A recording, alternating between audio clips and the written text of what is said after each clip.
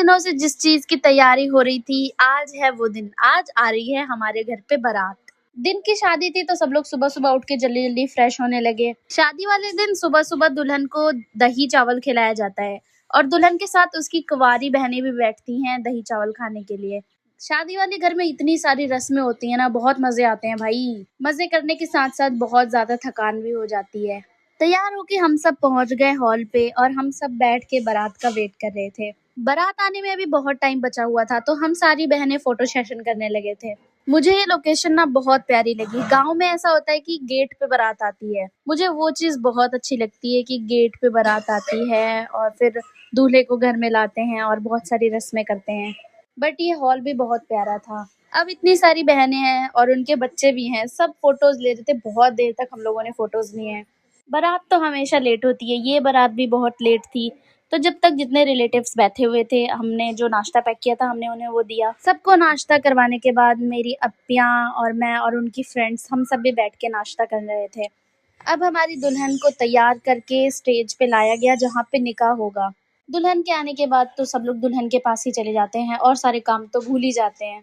और गाइज ऐसा हुआ ना कि मैं दुल्हन के पास थी और बारात का इंतजार करते करते बारात आ भी गई, मुझे पता भी नहीं है, मैं दुल्हन के पास ही थी।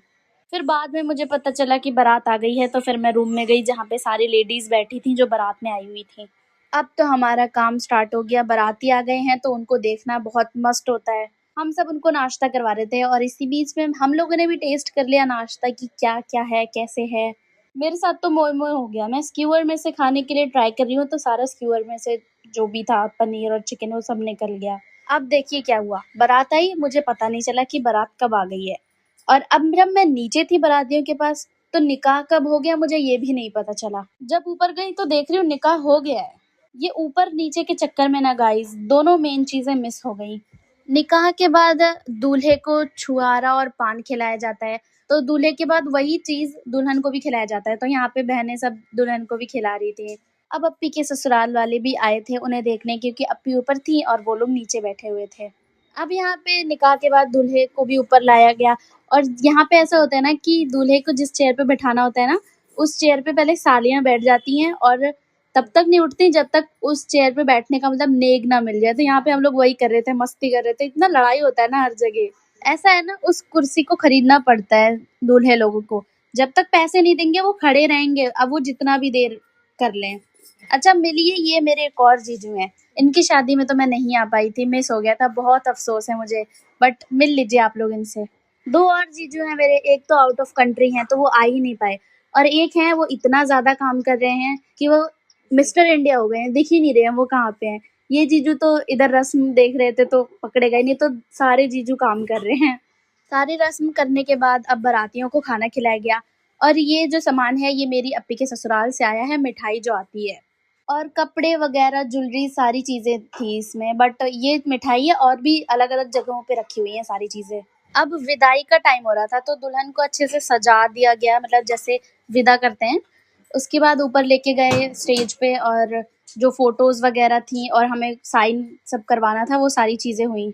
अब यहाँ पे और भी रस्में हो रही हैं। गांव में तो इतनी रस्में होती हैं ना, हद रस्में होती हैं।